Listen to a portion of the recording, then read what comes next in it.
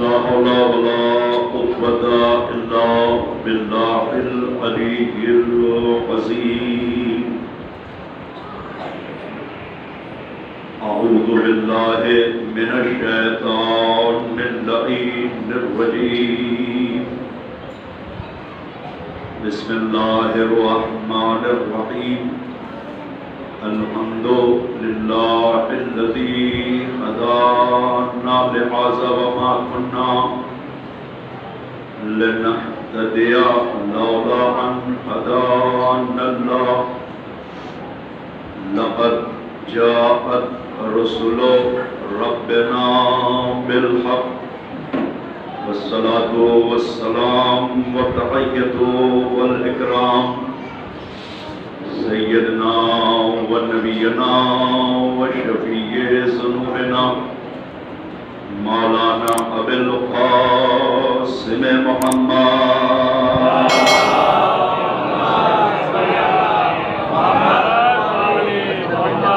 والصلاة والسلام على أهل بيته الطيبين الطاهرين المعصومين المظلومين المنتجبين المنتخبين المطهرين ولعنة الله على أعدائهم أجمعين من الآن إلى قيام يوم الدين. أما بعد فقد قال سبحانه تبارك وتعالى وقوله الحق وأصدق القائلين. بسم الله الرحمن الرحيم. يا أيها الذين آمنوا أطيعوا الله وأطيعوا الرسول وأولي الأمر منكم. صلوات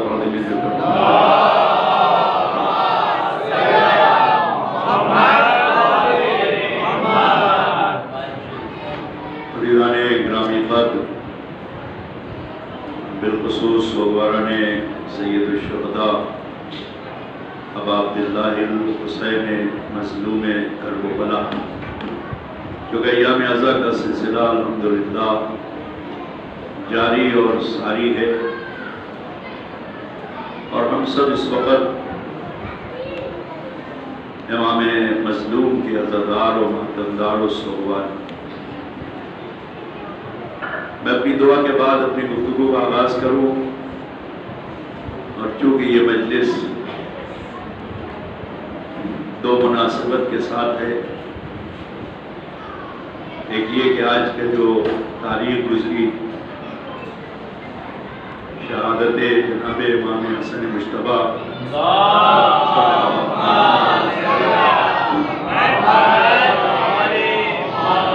اور وفات جناب رسول خدا، بعض روایتوں میں شہادت کا سلسلہ بھی ملتا ہے. اور دوسرے یہ کہ ایک مومنہ کے ایثار ثواب کی غرض سے بھی ان کے بچوں نے یہ مجلس جس کا انعقاد ہو چکا ہے، انشاءاللہ میری کوشش ہوگی کہ کچھ گزارشات و معذورات ماں کے حوالے سے بھی آپ کی خدمت میں عرض کروں. اور یہ دو جو مناسبت ہے، بڑی عظیم مناسبت ہے کہ جو ہمیں اور آپ کو ملی. ان دونوں مناسبت کے ذریعے، دونوں ذوات مقدسہ کے ذریعے، خدا مرحومہ نسیم بیگم بنت سید نذیر حسین اور مرحوم اقبال حسین ابن محمد حسین کے درجات کو بلند کرے. اور دعا کروں گا کہ خدا جہاں کہیں بھی دنیا کے گوش و کنار میں عزاداری سید الشہداء برپا ہے، بالخصوص یہاں جو اس وقت یہ فرش ادا کی عزاداری جو برپا ہے، خدا اسے اپنی بارگاہ میں شرف قبولیت عنایت فرمائے. اور ہمارے امام کو جو پردہ غیب میں اصل وارث عزاداری سید الشہداء ہے، اسے ہماری اس عزاداری، ہمارے اعمال، ہماری عبادتیں، ہماری تمام تر حسین سے جو محبت ہے، اسے ہمارے امام کو خدا راضی و خوشنود فرمائے. اس امام کی یعنی خدا کا تصور کرنا انسان کے بس کی بات نہیں ہے، مگر خدا کو ثابت کیا جا سکتا ہے. آسمان کو دیکھ کے، زمین کو دیکھ کے، سورج کو دیکھ کے، چاند کو دیکھ کے، انسان کو دیکھ کے، چرند و پرند کو دیکھ کے، حیوانات کو دیکھ کے، پہاڑوں کو دیکھ کے، سمندروں دریاؤں کو دیکھ کے خود انسان اپنے وجود کی معرفت اگر حاصل کر لے تو اپنے خدا کے اس بات کا قائل ہو جائے گا. امیر المومنین یہی فرما رہے ہیں کہ من عرف نفسہ فقد عرف ربہ. جس نے اپنے نفس کو پہچانا اس نے اپنے رب کو پہچانا. صلوات پڑھیں گے جو پر محمد.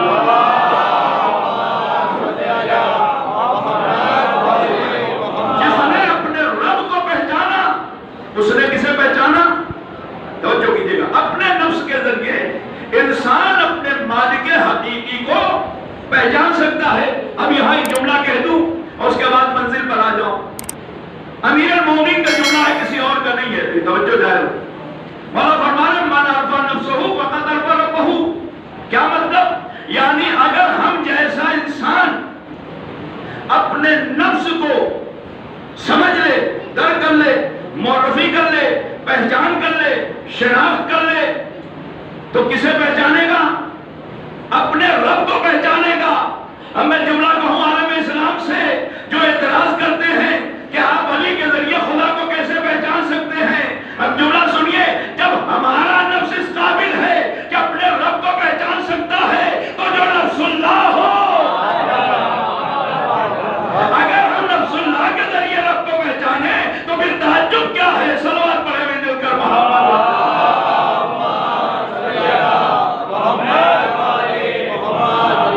خدا خود کہہ رہا ہے، اپنی معرفی کرا رہا ہے. خدا کیا کہہ رہا ہے؟ خدا کنت کنزا مخفیا، میں چھپا ہوا ایک خزانہ تھا.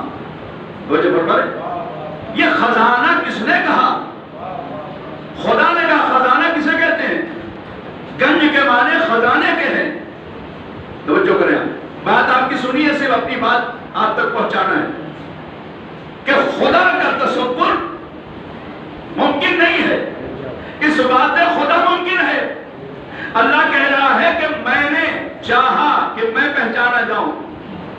کنت کنزا مخفیا واحببت ان اعرف. جب میں نے چاہا کہ میں پہچانا جاؤں چونکہ میں خزانہ تھا اور میں نے چاہا کہ میں پہچانا جاؤں، فخلقت خلق. توجہ کریں، تو میں نے کچھ ہستیوں کو خلق کیا، کچھ ہستیوں کو نمونہ بنایا، کچھ ہستیوں کو رول ماڈل بنایا، کچھ ہستیوں کو میں نے کیا کیا؟ نشانی بنایا اپنی معرفت کے لیے. اب یہاں سوال پیدا ہوتا ہے ذہنوں میں کہ کیا خدا نعوذ باللہ مجبور تھا کہ وہ کسی کو خلق کرے اپنی معرفت کے لیے؟ لیکن پوری توجہ جا رہا ہوں اور نتیجہ آپ کے سامنے انشاءاللہ ہوگا. خدا اس کا اجر و ثواب مرحومہ نسیم بیگم کے درجات کو بلند کرنے کے لیے خدا سے دعا ہے میری. توجہ کیجئے گا کیا کہہ رہا ہے خدا. بندے عالم کہہ رہا ہے کنت کنزا مخفیا. اس زاویے سے، اس رخ سے آپ دیکھیں، فکر پیش کرو. اللہ کہہ رہا ہے میں نے چاہا کہ میں پہچانا جاؤں اور میں نے کچھ ہستیوں کو خلق کیا. وہ قادر مطلق ہے، وہ علی کل شیء قدیر کا مالک ہے. وہ خدا ہے کہ جو ہماری ہر حرکات و سکنات سے نہیں، بلکہ میں جملے کو کہوں، ہم جب عالم ذر میں تھے، مٹی کے ذرے تھے، وہاں سے اس نے اٹھایا، ہمیں روح بنایا. روح بنانے کے بعد ہماری اس روح کو، توجہ کیجئے گا، جسم میں منتقل کرنے کے لیے اس نے پہلے شکم مادر میں، ایک ماں کے اظہار ثواب کی بھی مجلس ہے، شکم مادر میں اس نے کیا کیا؟ اس مادے کو منتقل کیا، اسے خون میں تبدیل کیا، خون کو گوشت میں تبدیل کیا، گوشت کا لوتھڑا بنایا، اس میں ہڈیوں کو پیدا کیا، نسوں کو پیدا کیا، پھر ایک صورت، توجہ کریں، ایک صورت بنائی، ایک تصویر بنائی. یصورکم بأحسن صورکم. خدا کہہ رہا ہے کہ ایسی تصویر جیسی میں نے ماں کے شکم میں بنائی، میں نے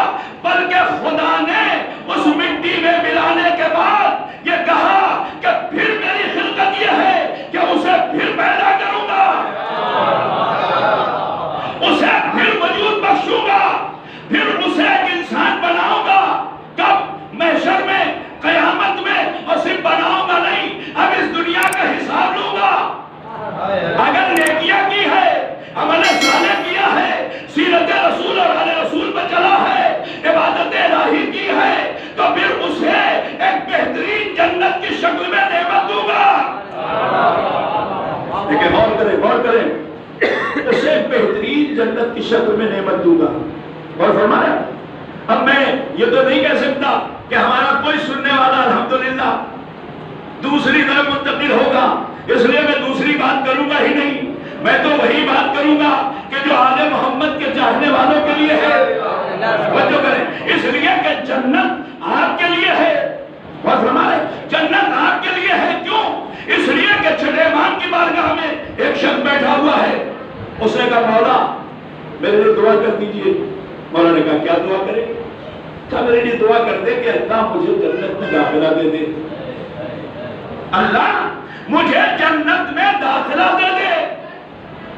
امام فرماتے ہیں یہ دعا نہ کرو، یہ دعا نہ کرو کہ اللہ تمہیں جنت میں داخلہ دے دے. کہا مولا پھر کیا دعا کریں؟ کہا یہ دعا کیا کرو کہ خدا تمہیں جنت سے نہ نکالے. دیکھیں جلی گلی میں کوئی پہلی بات نہیں پڑھو، تھوڑا سا میرے ساتھ غور کیجئے گا. اللہ امام فرما رہے یہ دعا کرو کہ خدا تمہیں جنت سے نہ نکالے.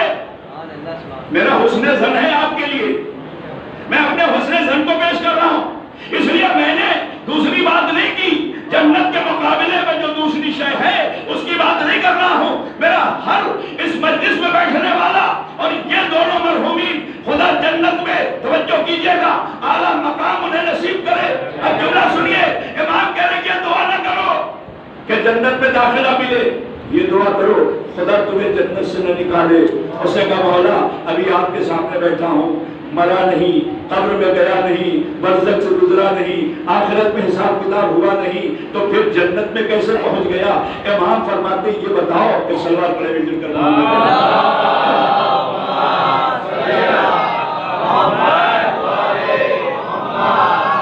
ایک اور سلوات پڑھے وزر کرنا.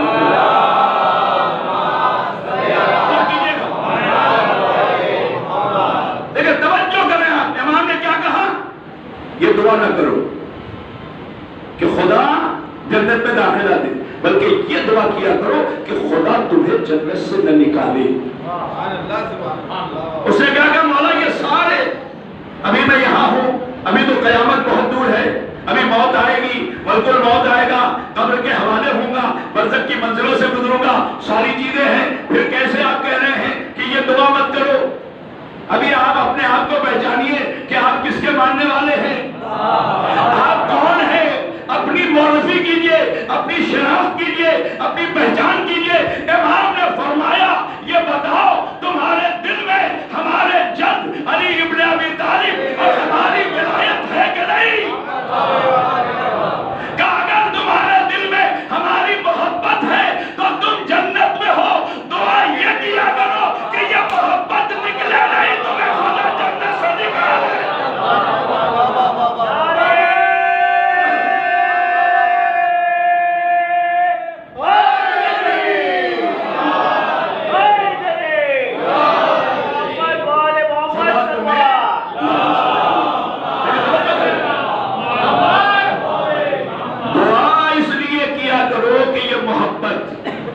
یہ الفت، یہ جو تمہارے دل میں محبت ہے یہ نہ نکلے.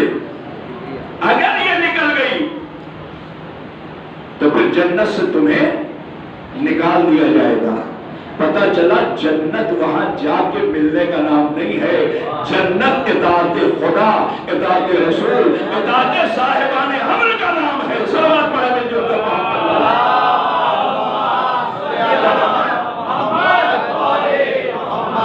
جنت اطاعت خدا، اطاعت رسول اور اطاعت صاحبان امر کا نام ہے. اب آئیے اس منزل پر میں آ جاؤں کہ خدا قادر مطلق ہے، خدا علی کل شیء قدیر کا مالک ہے، خدا ہر شے سے باخبر ہے، عالم الغیب والشہادہ، وہ تمام چیزوں پر اپنا علم رکھتا ہے. خدا کے لیے کسی کے ذہن میں تصور ہے کہ خدا کسی سے واقف نہیں ہے؟ میں نے ابھی سنا ہے نا کہ عالم ذر سے اٹھا کر ان تمام کیفیتوں سے گزار کر پھر عالم ذر میں منتقل کرتا ہے موت کے ذریعے. پھر اس نے ہمارے لیے بہترین نعمت رکھی ہے جنت.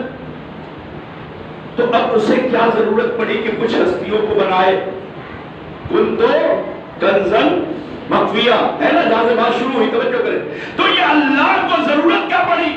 کیا نعوذ باللہ خدا مجبور ہے کہ وہ کچھ ہستیوں کے ذریعے سے پہچانا جائے؟ پورے توجہ چاہ رہا ہوں. کیا یہ بات عقل میں آتی ہے کہ خدا قادر مطلق ہو کے کچھ ہستیوں کے ذریعے وہ خود کہہ رہا ہے کہ فَأَبَدْتُ، جب میں نے چاہا کہ میں پہچانا جاؤں تو میں نے کیا کیا؟ میں نے کچھ لوگوں کو خلق کیا. کچھ ذوات مقدسہ وہ آپ جانتے ہیں، مجھے اشارہ کرنا صرف. اب جملہ سنیے، خدا نے، امام فرماتے ہیں خدا نے ہمیں جو خلق کیا، پوری توجہ کرو، خدا نے ہمیں جو بنایا، ہمیں جو پیدا کیا، ہمیں جو نشانی بنائی، ہمیں جو نمونہ بنایا، وہ اس لیے نہیں کہ وہ پہچانا جائے مجبور ہے، نہیں، تم مجبور محض تھے، اس لیے اس نے انہیں پیدا کیا کہ تم اسے نہیں پہچان سکتے، اس کے ذریعے سے پہچانا. تمہاری مجبوری کے تحت اللہ نے ان ہستیوں کو بنایا کہ تم ان کے پیروکار بن جاؤ، میری رضا حاصل کر لو. صلوات پڑھیں مل جل کر محمد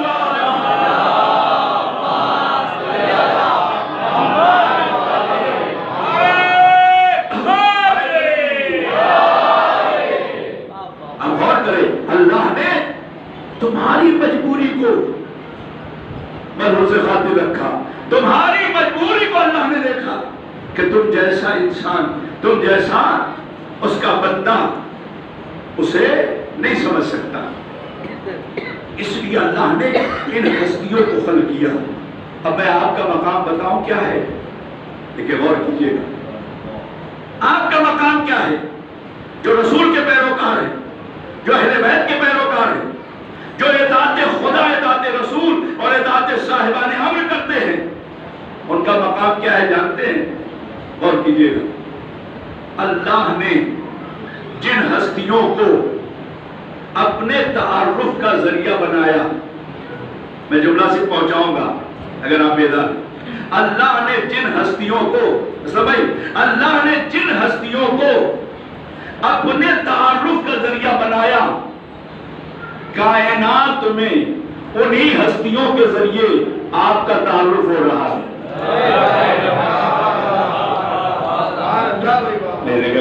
غور کریں. جن ہستیوں کو خدا نے اپنے تعارف کا ذریعہ بنایا، انہی ہستیوں کے ذریعے آپ پہچانے جا رہے ہیں.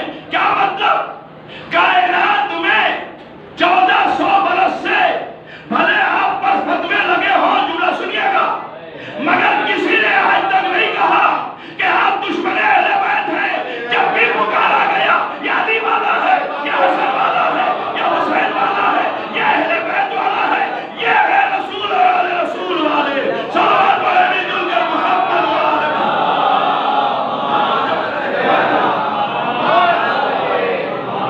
اللہ نے جن ہستیوں کو اپنے تعارف کا ذریعہ بنایا، ان ہستیوں کے ذریعے آپ پہچانے جا رہے ہیں.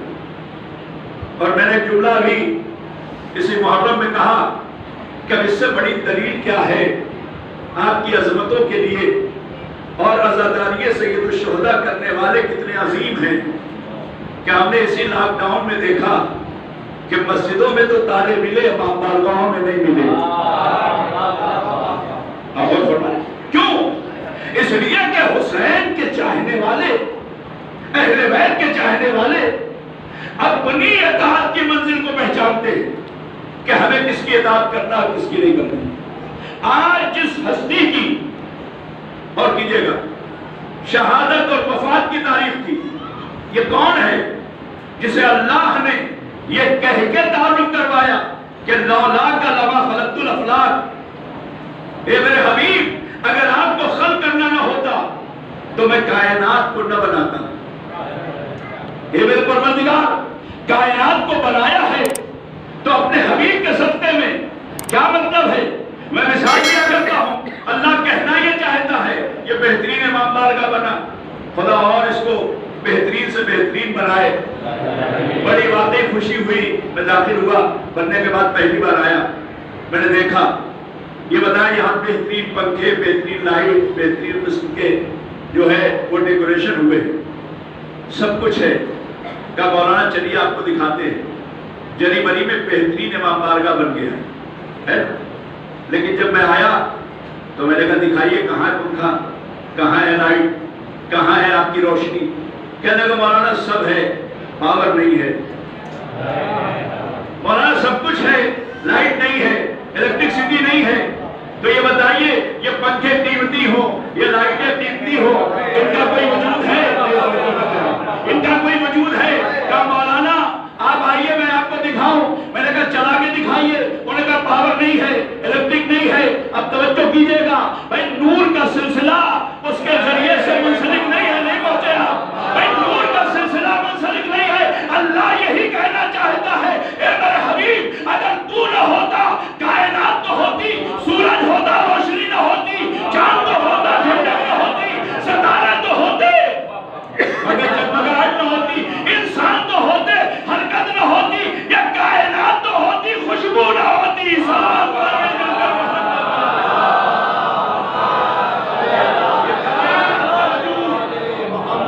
یہ تیرے دم سے ہے، اگر تجھے بنانا مقصود نہ ہوتا تو میں کسی شے کو نہ بناتا، کسی شے کو نہ بناتا۔ اور آپ ایک جملہ سننے جملہ بیٹھے ہیں اور آپ بھی الحمدللہ صاحب فہم ہیں۔ اللہ نے 14 کو اس لیے نمونہ بنایا، ان کی اطاعت کا حکم اس لیے دیا۔ آپ کہتے ہیں یہ معجزہ، چاند کے 2 ٹکڑے، سورج کا پلٹنا، ستاروں کا دروازے پر آ جانا، ملک کا گہوارے جنبانی کرنا، یہ سب کا سب کیا ہے؟ معجزہ ہے۔ کس کا معجزہ ہے؟ تو میرا پورا محترم مجمع بولے گا کہ یہ رسول اور آل رسول کا معجزہ ہے۔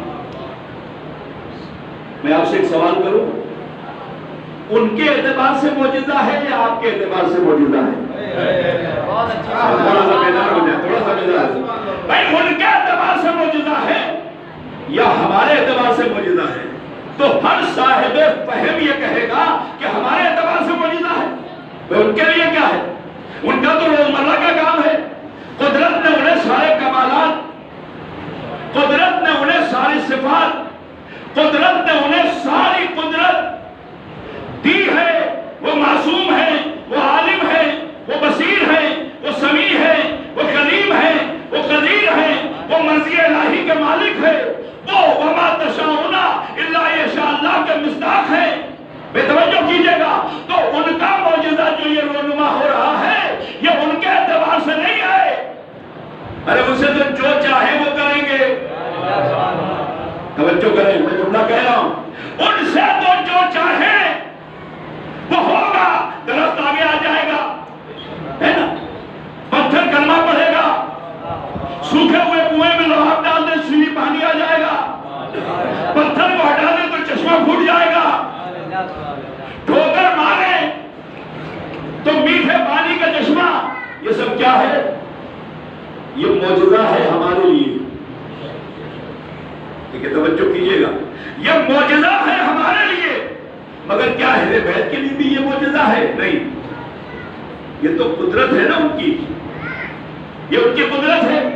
ہمارے لیے معجزہ ہے، ہمارے لیے معجزہ ہے۔ اب سنیے اطاعت کی منزل۔ اگر ہم جیسا انسان جیسے خدا چاہتا ہے، اس کا رسول چاہتا ہے، اہل بیت چاہتے ہیں، اگر ہم ویسے بن جائے، کیا کہنا بول کیجئے، اللہ نے انہیں ماڈل بنا کے، رول ماڈل بنا کے، نمونہ بنا کے اس لیے خلق کیا کہ ان کا معجزہ جو ہے اگر تم ایسے بن جاؤ تو تم اشارہ کرو گے چاند کے 2 ٹکڑے ہوں گے، تم اشارہ کرو گے سورج پلٹے گا۔ کیوں؟ اس لیے کہ انہیں تو بنا کے بھیجا ہے ویسا، ان کا معجزہ نہیں ہے۔ ایسے بن جاؤ، تمہیں بھی اختیار حاصل ہوگا کہ تم کہو گے تو درخت اپنی جگہ سے حرکت کرے گا۔ صلوات پڑھیں مل جل کر محمد وآل محمد۔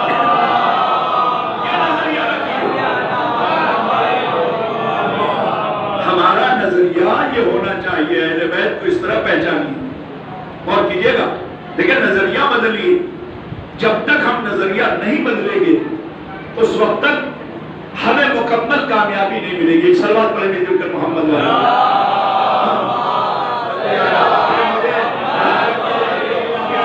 پیچھے کافی لوگ اشارہ کریں، ایک صلوات پڑھ جانے بہت جگہ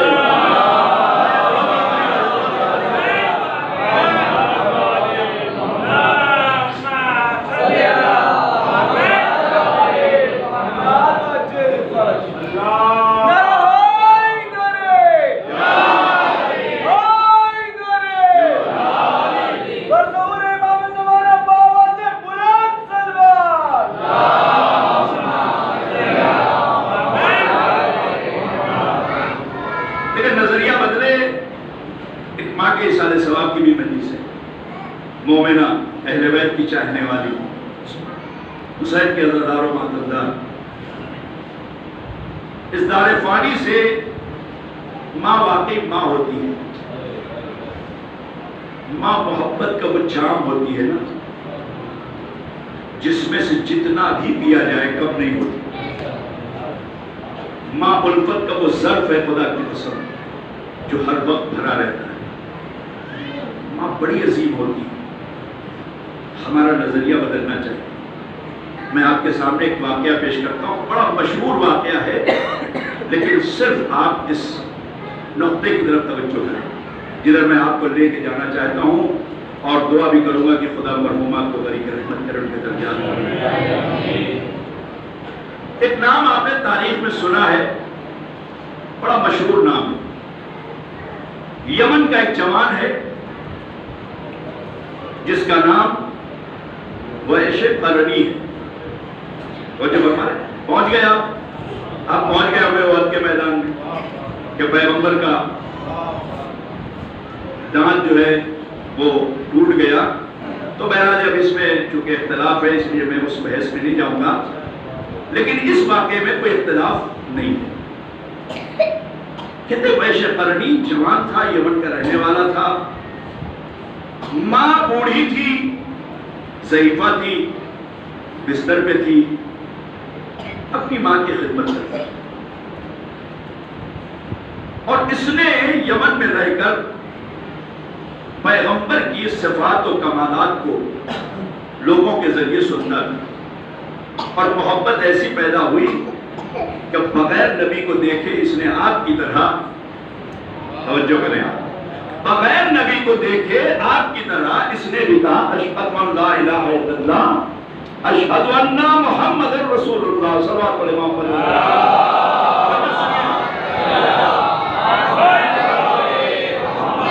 میں اپنے تمام بزرگوں سے، خاص طور سے جوانوں سے اور ماں اور بہنوں سے توجہ چاہ رہا ہوں، اس واقعے کو بڑے آرام سے سنیں۔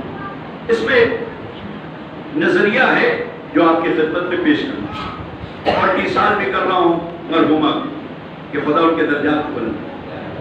کہتے ہیں وحش قرنی یہ وہ باعظمت جوان ہے کہ جس نے اپنے نبی کو دیکھا نہیں، جو بھی مدینے سے یمن آتا تھا تو یہ اس کی پذیرائی کرتا تھا، اس کی خدمت میں جاتا تھا، اس سے نبی کی باتیں سنتا تھا، اس سے رسول کی باتیں سنتا تھا۔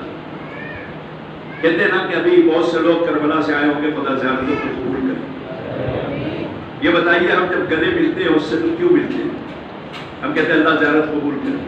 یہ بتائیے آپ نے سفر کیا، مشی کیا، آپ نجف سے کربلا چلے، آپ نے زیارت کی، آپ نے ذریعہ مقدس کو بوسہ دیا، کیسا سفر رہا؟ مجھے انصاف سے بتائیں، آپ اس آدمی سے محبت کی بنا پہ پوچھتے ہیں یا حسین ابن علی سے محبت کی بنا پہ پوچھتے ہیں؟ میں ایک دم آسان کرتا تھا کہ میرا سب سے چھوٹا بچہ بھی بات کو سمجھ جائے۔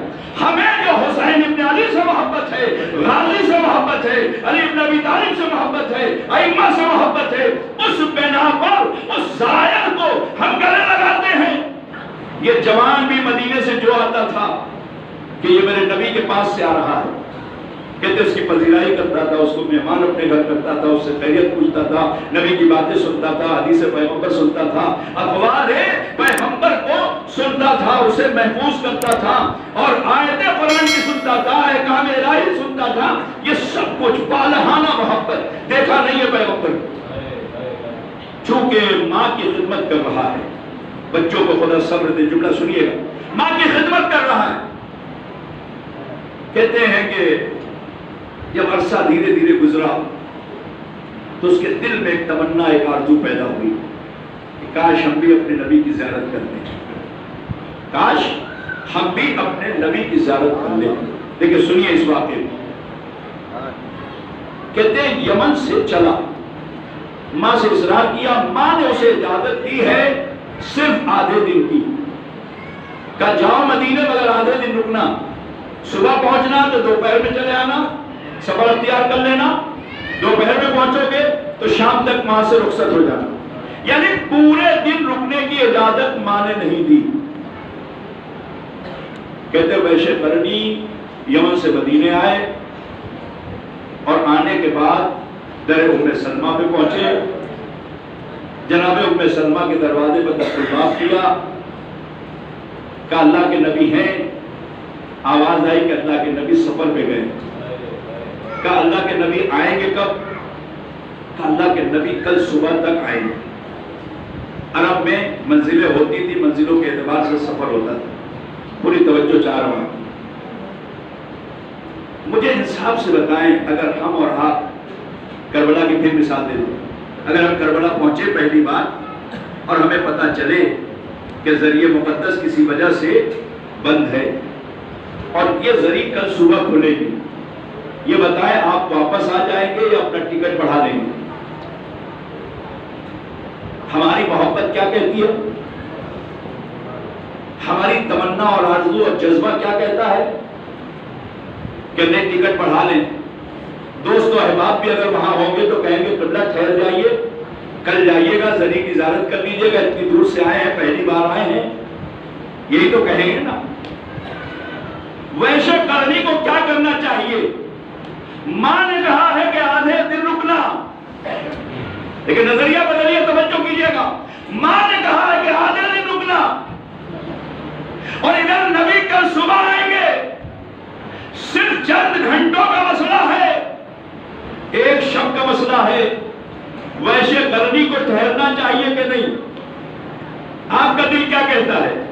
آپ کی عقل کیا کہتی ہے؟ بھئی آپ بھی ہوتے تو یہی مشورہ دیتے، آپ بھی ہوتے، ہم بھی ہوتے تو یہی مشورہ دیتے، ٹھہر جاؤ، رک جاؤ، کل نبی کا دیدار کر لینا، تم نے نبی کو نہیں دیکھا ہے. ویشے قرنی نے فیصلہ کیا کہ ہم رکیں گے نہیں. لیکن سر سواب کی مجلس ہے اور ہر جوان اور ہر وہ شخص سنے، توجہ کیجیے گا، کہ جن کی والدہ حیات ہیں اور نہیں بھی ہے وہ بھی سنے. اس لیے کہ اطاعت کی منزل میں ماں باپ کی یہ نہیں شرط ہے کہ وہ زندہ ہیں یا اس دنیا سے رخصت ہو گئے. موت کے بعد بھی ماں باپ سے غافل ہونا گناہ ہے. صلوات پڑھے مل جل کر محمد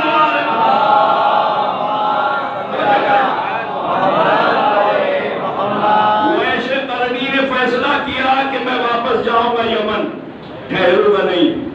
اب آئیے اس جوان سے پوچھیں کہ ایسا فیصلہ کیوں کیا؟ نبی کا دیدار کر لو، ایک شب کا مسئلہ ہے. اس جوان نے پلٹ کے جواب دیا کہ مسئلہ ماں کی نافرمانی کا نہیں ہوگا کہ ماں ناراض ہو جائے گی اگر میں نہیں پہنچوں گا. اس نے کہا کہ میری ماں کی نافرمانی نہیں ہے، ماں کی اطاعت کا حکم کس نے دیا ہے؟ کیا سنا ہے؟ کیا سنا ہے؟ بھائی ماں کی اطاعت کا، فرما برداری کا حکم کس نے دیا؟ کہ میرے رسول نے دیا، اس کے خدا نے دیا. اگر میں نہ جاؤں تو یہ صرف میری ماں کی نافرمانی نہیں ہوگی، قول رسول کی نافرمانی ہے، قول خدا کی نافرمانی ہے. صلوات پڑھے مل جل کر محمد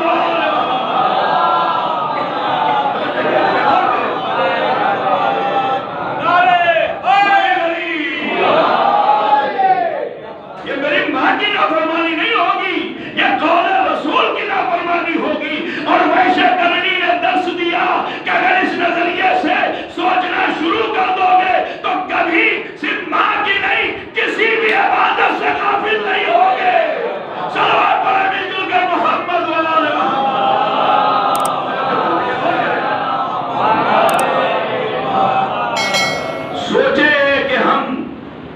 اقارب سے صلہ رحم نہ کریں، کس نے ہمیں حکم دیا؟ ماں باپ کی اطاعت کا حکم کس نے دیا ہے؟ ہمیں کس نے حکم دیا ہے عبادت کرنے کا؟ ہمیں کس نے حکم دیا ہے عزاداری کرنے کا؟ ہمیں کس نے حکم دیا ہے محبت کرنے کا؟ بے قرآن کہہ رہا ہے نا قُلْ لَا أَسْأَلُكُمْ عَلَيْهِ أَجْرًا إِلَّا الْمَوَدَّةَ فِي الْقُرْبَى، کس نے کہا ہے کہ میرے اقربا سے محبت کرو؟ خدا نے کہا ہے۔ تو اگر کوئی محبت نہ کرے تو کسی شیعہ کی نافرمانی نہیں ہو رہی ہے، میں جملہ کہہ رہا ہوں اور ریکارڈ بھی ہو رہا ہے۔ اگر کوئی اہل بیت کو چھوڑ رہا ہے تو کسی شیعہ کی نافرمانی نہیں کر رہا ہے، وہ خدا بند عالم کی نافرمانی کر رہا ہے۔ صلوات پڑھیں مل جل کر محمد و آل محمد۔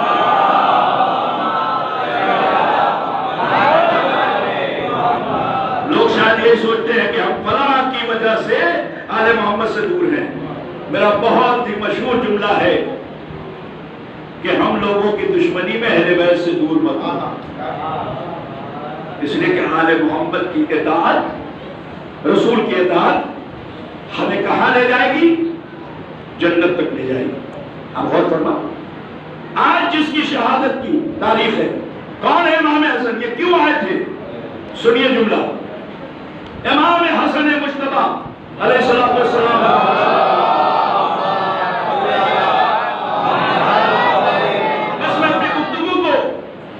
سمیٹ رہا ہوں، غور کریں آپ۔ ماں کے حوالے سے بات ہو گئی۔ ماں بڑی عظیم ہوتی ہے، ماں کی عظمتوں کو کوئی سمجھ نہیں سکتا۔ جب اللہ موسیٰ سے یہ کہہ دے کہ موسیٰ آ تو رہے ہو لیکن اب سنبھل کے آنا، کا پروردگار کیوں؟ اس سے پہلے تو کبھی نہیں کہا تم نے ایسا، کہ اس لیے کہ اب تمہاری ماں نہیں ہے۔ تم چلتے تھے کوہ دور کی طرف اور ماں دعا کرنا شروع کر دیتی، تو ماں اس عظیم شخصیت کا نام ہے خدا کے قسم۔ اب جملہ سنیے گا کہ امام حسن مجتبی کے پاس ایک شخص آیا، شام کا رہنے والا، مدینے، واقعہ آپ کا سنا ہے، صرف آپ کو نظریہ بتا رہا ہوں کہ مولا نے کس مقصد کے تحت یہ جملہ کہا۔ کہ ایک شخص شام کا رہنے والا، شام میں سب کے سب بغض اہل بیت رکھنے والے تھے، چونکہ ان کا ذہن اس طریقے سے پروان چڑھایا گیا تھا۔ اگر آپ تاریخ پڑھیں گے تو اللہ موجود ہیں، قرار صاحب توجہ کریں، تو ان کا ذہن اس طریقے سے پروان چڑھا تھا، 40 سال کا عرصہ اس طریقے سے گزرا تھا کہ انہیں اہل بیت سے لا تعلق رکھا گیا تھا۔ اب وقت نہیں ہے کہ میں تفصیل سے بات کو عرض کروں۔ 13 ہجری میں لشکر گیا ہے مدینے سے شام، خلیفہ اول کا زمانہ ہے، اور اس کے بعد 4 دن کے بعد خلیفہ اول کا انتقال ہو گیا، اور 1 سال کے بعد رجب کے مہینے 14 ہجری میں شام فتح ہوا۔ 1 سال تک اسلامی لشکر محاصرہ کیا تھا، اور خلیفہ دوم کے زمانے میں شام فتح ہوا۔ وہاں کا پہلا حاکم جو بنایا گیا، توجہ کریں، جس کے ذریعے لشکر بھیجا گیا، اس کا نام ہے خالد ابن ولید۔ اسے سپہ سالار بنا کے بھیجا گیا، اور جب شام فتح ہوا 14 ہجری میں رجب کے مہینے میں، تو پہلا گورنر جسے بنایا گیا وہاں کا، وہ معاویہ کا بڑا بھائی یزید ابن ابو سفیان۔ 4 سال وہ گورنر تھا، اور 4 سال کے بعد طاعون کی بیماری آئی، اس میں وہ اس دنیا سے رخصت ہوا۔ سنیے گا جملہ، اور اس کے بعد خلیفہ دوم نے پھر اس کے چھوٹے بھائی فقیر شام، میں کبھی امیر نہیں کہتا، صلوات پڑھنے جو کا محمد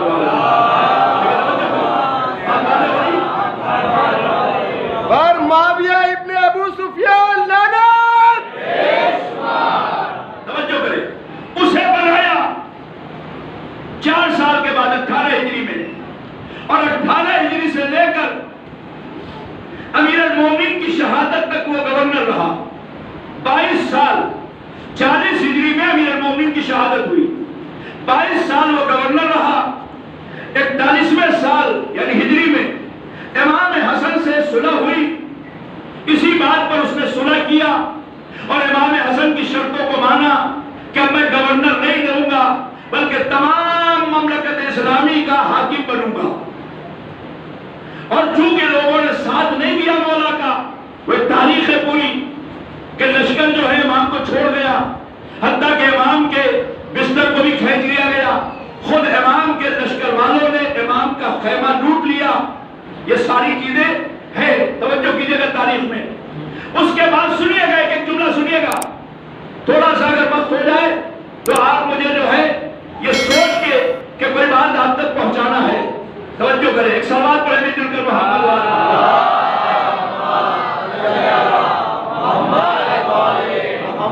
22 سال گورنر، 4 سال بھائی کا دور یعنی بنی امیہ کا، 46 برس، 26 برس اور 20 سال یہ حاکم رہا.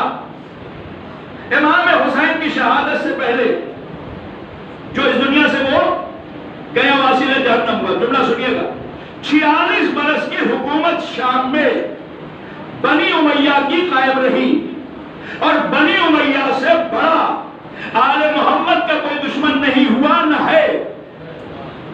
یہ ذہنوں میں آگئی بات. اب سوچئے کہ اس 46 برس میں جو ذہن پروان چڑھا تو وہ اہل بیت کے بغض میں، حسد میں، نفرتیں ڈالی. اب شام کا رہنے والا مدینے آیا، امام حسن کو جیسے ہی اس نے دیکھا تعارف ہوا کہ یہ حسن ابن علی ہے، اس کے دل میں جتنی نفرت تھی وہ سب اس نے نکال دی. بقول بزرگوں کے ہمارے کہ اپنی بھڑاس نکال دی. سنیے گا نتیجہ دیکھیے گا، قبلہ دیکھیں آپ. بھئی ساری بھڑاس نکال دی، جو منہ میں آیا میں تو بیان بھی نہیں کر سکتا، جو تاریخ میں لکھا. امام حسن کی شان میں کہنے لگا، آس پاس کے جو لوگ تھے امام کے چاہنے والے کہنے لگے مولا اگر اشارہ کرے تو ابھی اسے ختم کر دیں، یہ تو گستاخی کر رہا ہے. خدا کی قسم نتیجہ دیکھیے گا. پسند آئے تو مرحومہ کے حق میں دعا کیجیے گا، نصیب بیگم اور اقبال حسین کے حق میں دعا کیجیے گا، توجہ کیجیے گا. خدا آپ نے رحمتیں نازل کرے. امام نے کہا صبر کرو، اشارہ کیا ٹھہر جاؤ. ہوتا یہی ہے، چاہنے والے زیادہ تڑپتے ہیں، چاہنے والے زیادہ تڑپتے ہیں، جذبات ہمارے زیادہ ابھرتے ہیں اور فرمانے. لیکن امام کہہ رہے صبر کرو، ٹھہرو. جب وہ سب کچھ کہہ چکا تو آپ نے سنا ہے، یہاں تک آپ نے سنا ہے کہ امام نے اس کو یہ کہا کہ تیرے پاس پیسے نہیں ہے زیادہ راہ کے لیے تو میں درہم و دینار دوں، سواری نہیں ہے تو میں گھوڑا دوں، رہنے کے لیے گھر نہیں ہے مدینے میں تو میرا گھر حاضر ہے، کھانے کے لیے نہیں ہے تو میرا دسترخوان حاضر ہے نا. توجہ کریں آپ. اگر تجھے کسی اور چیز کی ضرورت ہے تو میں حاضر ہوں. اس نے کہا میں نے اتنے جملے آپ کی شان میں کہے، اتنی بڑی بڑی گستاخیاں کی اور آپ ایسا کہہ رہے ہیں. امام نے جملہ کہا کہ جو تیری پرورش ہوئی ہے تو اپنی پرورش کے اعتبار سے بول رہا ہے، اور جس آغوش میں میں پڑا ہوں میں اپنے نانا رسول خدا کے اخلاق کی بات کر رہا ہوں.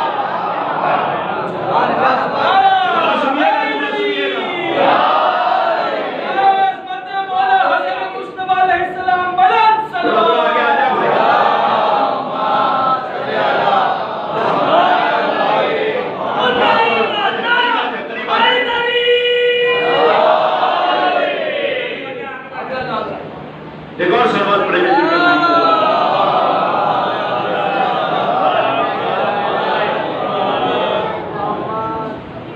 توجہ فرمائیں. ابھی میں نے جس کے لیے یہ پورا واقعہ سنایا اسے آپ سن لیں. خدا کی قسم سنیں. امام نے کہا جس آغوش میں میں پلا ہوں، جو تربیت مجھے ملی ہے، جو اخلاق و کردار مجھے ملا ہے، میں وہ پیش کر رہا ہوں. تجھے جو ملا ہے تو پیش کر رہا ہے. جیسے ہی اس کردار کو امام کے دیکھا، اس کا جملہ ہے کہ اگر شام سے چلتے وقت اس سے کوئی پوچھتا کہ علی اور اولاد علی کا زمین پر سب سے بڑا دشمن کون ہے، تو میں دعویٰ کرتا کہ مجھ سے بڑا دشمن نہیں ہے. نہیں توجہ کریں آپ. مجھ سے بڑا دشمن نہیں علی اور اولاد علی کا. لیکن آج میں کہہ رہا ہوں، سنیں آپ، آج میں کہہ رہا ہوں اس کردار و اخلاق کو دیکھنے کے بعد، خلق حسن کا نمونہ دیکھنے کے بعد، رسول کی آغوش میں پلنے والے کی تربیت دیکھنے کے بعد، زہرا اور علی کی آغوش میں پلنے والے کی تربیت دیکھنے کے بعد، وہ کہتا ہے کہ آج مجھ سے اگر کوئی پوچھے کہ علی اور اولاد علی کا زمین پر سب سے بڑا دوست، محب، چاہنے والا کون ہے، تو میں کہوں گا میں ہوں. بات پہنچی؟ اب جملہ سنیے. امام نے اپنے ساتھیوں کو روکا، کہا کہ وہ ٹھہرو، اسے کچھ نہ کہنا. اس نے خود اقرار کیا کہ میں دشمن بہت بڑا تھا. سنیا، میں بہت بڑا دشمن تھا، مگر آج کردار حسن کو دیکھ کر میں سب سے بڑا محب، چاہنے والا دوست حسن کا، اولاد علی کا، علی کا، رسول اور اولاد رسول کا اس زمین پر مجھ سے بڑا کوئی نہیں ہے. جیسے ہی اس نے اقرار کیا، امام حسن نے پلٹ کے جواب دیا، انتقام میں بھی لے سکتا تھا. توجہ کریں، انتقام میں بھی لے سکتا تھا، مگر ہم اس دنیا میں انتقام لینے کے لیے نہیں آئے ہیں. پھر مولا کس لیے آئے ہیں؟ کہ ہم لوگوں کو جہنم سے نکال کے جنت کی طرف، ہم لوگوں کو جہنم سے نکال کے جنت کی طرف لے جانے آئے ہیں. یخرجو من الظلمات الی النور، ہم تاریکی سے نکال کے نور عطا کرنے والے ہیں. صلوات پڑھے مل جل کر محمد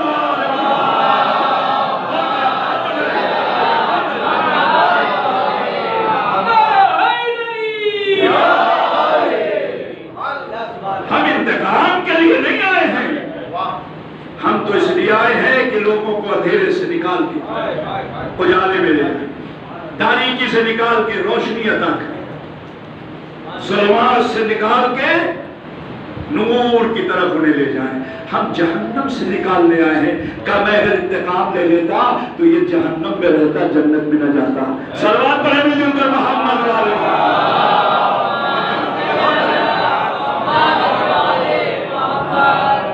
اگر امام حسین لجام فرض پہ ہاتھ ڈالنے والے کا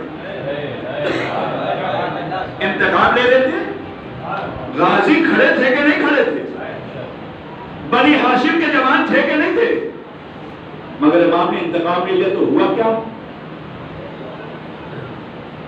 آیا کہ نہیں آیا؟ یہ جہنم کو چھوڑ کے ایک شب میں بھائی جنت کی طرف آیا کہ نہیں آیا؟ اہل بیت انتقام لینے نہیں آئے تھے میرے عزیزوں. تو ہمارا بھی اخلاق، ہمارا کردار، ہم اپنے آپ کی معرفی کریں، اپنے آپ کی پہچان کریں. یہ دنیا اہل بیت کے چاہنے والوں کے لیے، ہم بن کے تو دیکھیں، مسکرا کے تو دیکھیں، ایک دوسرے کو گلے لگا کے تو دیکھیں، ایک دوسرے کے غلطیوں کو درگزر کر کے تو دیکھیں. خدا کی قسم، آپ کا ایک تبسم قیامت میں آپ کو بخشوائے گا. صلوات پڑھے مل کر محمد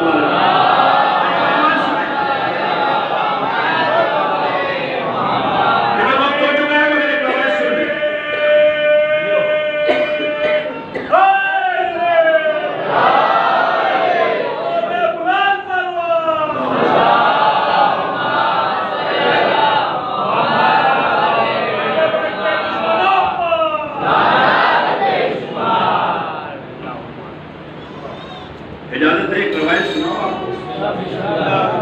تو بہرحال مرحومہ اور مرحوم نسیم بیگم اور اقبال حسین کے درجات کی بلندی کے لیے، ان کے بچوں کے صبر جمیل کے لیے، اور آپ سب پہ خدا رحمتیں نازل کرے، اور آپ سب کو خدا اہل بیت اور امام حسین کی زیارت نصیب کرے انشاءاللہ. کہ بابا سے بلند صلوات کا سہارا دیں.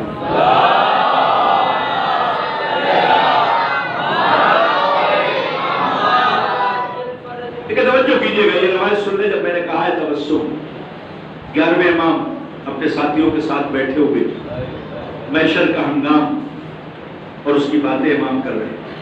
खुदा की कसम आपकी अज़मत बहुत बुलंद है, कायनात में आपसे बेहतर कोई नहीं है, बस शर्त यह है कि हम वैसे हो जाएं, हम इताअत खुदा, इताअत रसूल और इताअत साहिबान अम्र में ऐसे बन जाएं कि जब हम चले ना तो लोग खुद आगे बढ़ के कहें ये अली वाला है, ये हसन वाला है, ये हुसैन वाला है। इतना तो कम से कम हमारा किरदार होना चाहिए।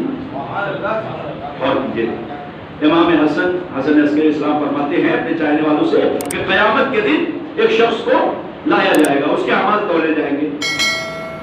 और ये मिसाल इमाम ने ज़ाहिर सी बात है हमें समझाने के लिए दी है कि एक तराजू, एक मीज़ान होगा, उसके पर्दे पे एक तरफ उसका अमाल होगा, एक तरफ परवरदिगार अपने मेयार के एतबार से तौलेगा, तो उसके अमाल में नेकियां बड़ी कम होंगी और गुनाह, उसके बुराइयां और उसकी बदियां बहुत ज्यादा होंगी।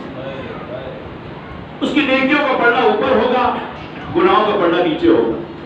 तवज्जो से सुनिए, कहते उसको लेके फरिश्ते चलेंगे जहन्नम की तरफ कि इसकी तो नेकियां नहीं। एक आवाज आएगी, इसे रोको, इसकी कुछ नेकियां मेरे पास है। अल्लाह अकबर। इमाम फरमाते हैं ये आवाज परवरदिगार की तरफ से होगी। वो जो फरिश्ते जो हमारे कांधों पे हैं, जो नेकी और बदी लिख रहे हैं, इन्हें भी खबर नहीं है कि ये कौन सी नेकी है। ये परवरदिगार सब तो हमने लिखा है, अब कौन सी नेकी है। कहीं बहुत तेज हवा चलेगी, इमाम फरमाते हैं उस हवा में पर्चा उड़ता हुआ आएगा और उसके नेकियों की तरफ वो पर्चा आके ठहर जाएगा। का नेकी का पलड़ा नीचे हो जाएगा, उसके गुनाहों का पलड़ा ऊपर हो जाएगा। सुनिएगा, हैरत न कीजिएगा, यूसुफ का वाकया याद है ना। एक पर्चा ही तो लिखा था, लिखा क्या था, मासूम फरमाते बिस्मिल्लाहिर्रहमानिर्रहीम, और रख दिया उधर जो खजाने की वजह से यूसुफ का पलड़ा बराबर नहीं हो रहा था। जैसे ही लिखा बिस्मिल्लाह तो यूसुफ बराबर हो गए, है ना। तो एक पर्चे की ताकत को आप समझ रहे हैं कुरान से। इमाम फरमाते पर्चा उड़ता हुआ आएगा, उसकी नेकियों की तरफ गिरेगा, नेकियों के पलड़े में वज्र पैदा हो जाएगा। मौला से चाहने वाले ने पूछा, मौला वो नेकी क्या होगी जो इन फरिश्तों को नहीं पता, वो नेकी क्या होगी। क्या वो नेकी ये होगी, अल्लाह की आवाज आएगी, वो नेकी वो है कि जब ये अहले बैत के चाहने वाले को कहीं देखता था तो इसलिए इसके लबों पे तबस्सुम आ जाता था कि ये अली का चाहने वाला है, ये हुसैन का चाहने वाला है, ये अहले बैत का चाहने वाला है। अरे जब एक तबस्सुम का ये असर है तो फिर नारे हैदरी का असर है।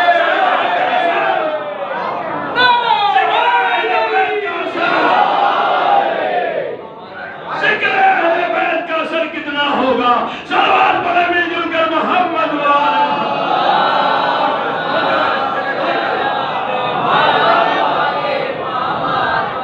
मेरा अजीजों, आपसे अजीम कोई नहीं है दुनिया में। अइम्मा हमारे इंतकाम के लिए नहीं आए, ये तो आए हैं कि लोगों को जहन्नम से निकाल के जन्नत की तरफ ले जाए, तारीकी से उठा के नूर की तरफ ले जाए, अंधेरों से उठा के रोशनी की तरफ ले जाए। और इमाम हसन मुश्तबा ने यही किया, रसूल खुदा ने यही किया। अरब के लोग गुमराही में मुब्तला थे, बुत परस्ती में मुब्तला थे, अल्लाह का कलमा पढ़ा के रसूल ने लोगों को दावत हक दी और लोग इस्लाम कबूल कर जहन्नम से निजात पाके जन्नत की तरफ। वही रसूल है कि जिसने खिदमत की, इतनी खिदमत की इस्लाम की और दीन खुदा की कि उस दीन को खुदा ने ये कह के, तवज्जो कीजिएगा, अपने रसूल की अज़मत को बयान किया, इन्ना दीना इंदल्लाहिल इस्लाम। ये जुमला मामूली नहीं है कि खुदा कह रहा है कि मेरे नजदीक सबसे प्यारा पसंदीदा दीन जो है वो इस्लाम है। क्यों?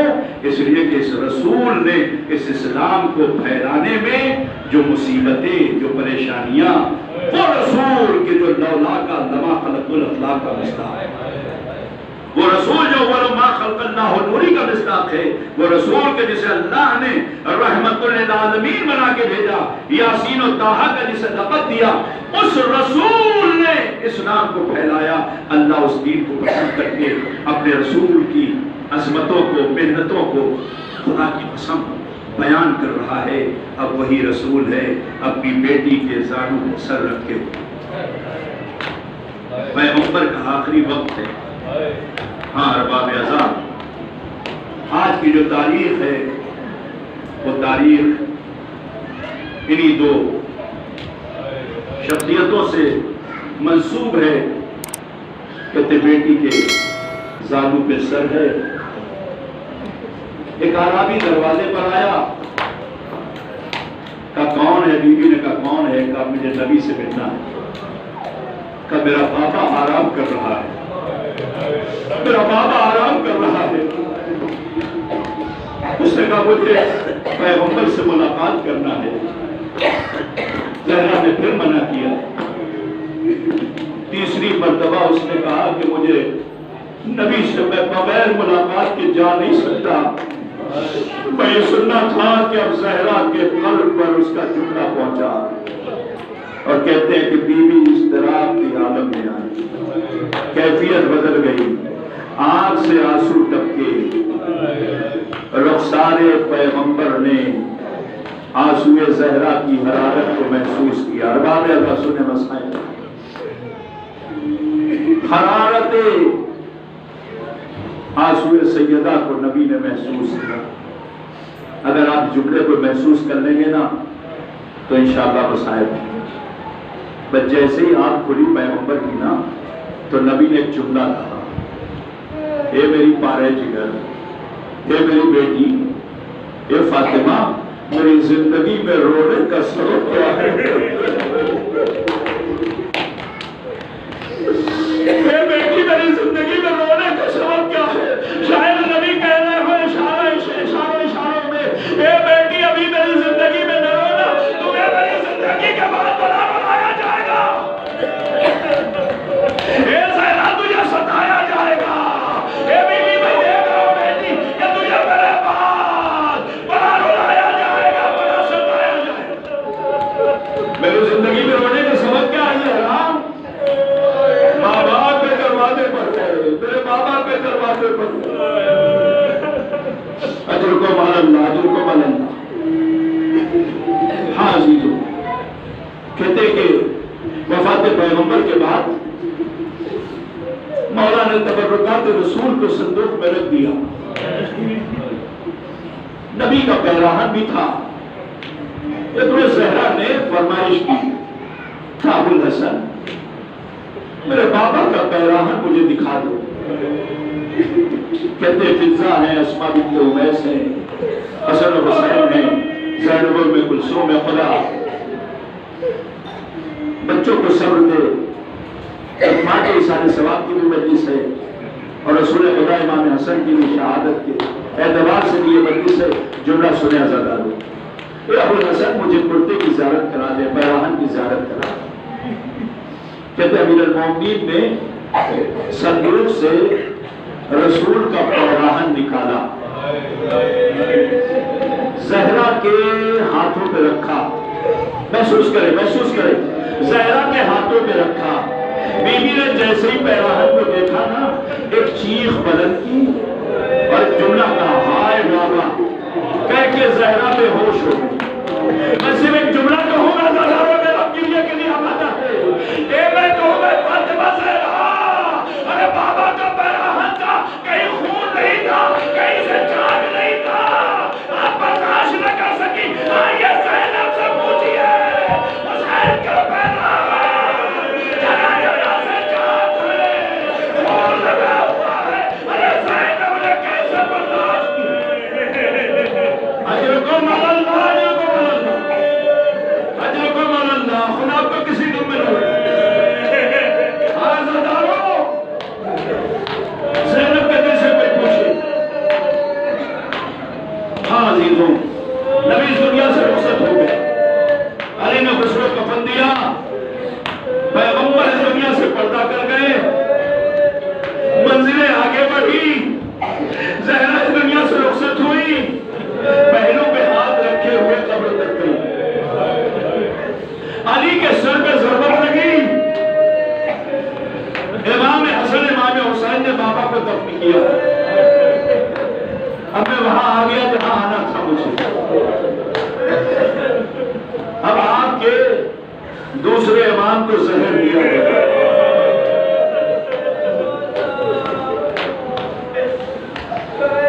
قاسم کے بابا کو زہر دیا گیا، حسین کے بھائی کو زہر دیا گیا۔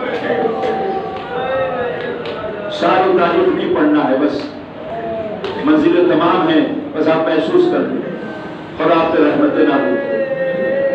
کہتے امام حسن کو زہر ملا، زہر جیسے ہی قلب پر پہنچا، دل پر پہنچا، امام سمجھ گئے 3 سال کا سن ہے قاسم کا، قریب بلا کے بالوں کو بکھیر دیا، قریبان کو چاک کر دیا، یتیمی کی صورت بنا کے کہا جاؤ بھنے کو بلا لاؤ۔ مولا ابھی یتیم نہیں ہوا ہے، اب زندہ ہے۔ زینب جب اس کی حالت کو دیکھے گی تو سمجھ جائے گی کہ بھیا کی حالت خیر نہیں ہے، اس بچے کو کچھ کہنا نہیں پڑے گا۔ امام حسن نے اپنے بیٹے کو بھیجا، زینب نے جیسے ہی دیکھا بھتیجے سے لپٹ گئی، اے میرے لال یہ یتیموں کی صورت کیوں بنائی ہے؟ کیا ممی اماں بابا نے بنایا ہے، آپ کو بلایا ہے؟ ارے حسین دوڑے، عباس دوڑے، محمد ربیہ دوڑے، حجرے حسن میں آئے، دیکھا بھائی کے دہن سے خون، دشت آگے کیا زینب نے، جگر کے ٹکڑے کٹ کٹ کے گر رہے تھے، کٹ کٹ کے گر رہے تھے۔ عزیزان مجھے بس ایک منزل پڑھنا ہے، بس کہتے جنازے کو غسل دیا گیا، کفن پہنایا گیا۔ ہمارے یہاں بھی یہی دستور ہے کہ جب تک جنازہ دفن نہیں ہوتا نا، ماں ہو تو ماں بیٹھی رہتی دروازے پر، بہنیں ہو تو بہنیں بیٹھی رہتی دروازے پر، بیٹیاں ہیں تو بیٹیاں بیٹھی رہتی دروازے پر، ڈیوڑی نہیں چھوڑتی جب تک کہ کوئی دفن کر کے واپس نہ آ جائے۔ بس سنو جملہ سنو، کہتے جنازہ بنی ہاشم لے کے چلے، شہزادیاں دروازے پر کھڑی رہی، بھیا کا جنازہ نکلا ہے، زینب کے کانوں میں وہ شور کی آواز آئی، بہن بہن سے بات کرنے لگی، اے بہنوں میں بسوں کے شور کیسا اٹھ رہا ہے؟ ابھی یہ کشمکش میں گفتگو ہو رہی تھی، جملہ سنیں گے، دیکھا آواز دوڑے چلے آ رہے ہیں، اور کہا شہزادی مجھے بابا کی ذوالفقار دے دو، شہزادی مجھے بابا کی ذوالفقار دے دو۔ زینب نے جملہ کہا، اے بہنوں میں کلثوم، پہلی بار ہوا ہے کہ عباس آئے اور ہمیں سلام نہیں کیا، ارے میرے بھیا کی خیر نہیں، دشمنی حد سے آگے بڑھ چکی تھی مدینے میں، ایک منزل بس ایک منزل۔ زینب نے عباس کو روکا نہیں، عباس کو روکا نہیں، کہا جاؤ میرے بھیا جاؤ، روکوں گی نہیں، میں اتنا ضرور کہا میرے حسین کی غربت کا خیال رکھنا۔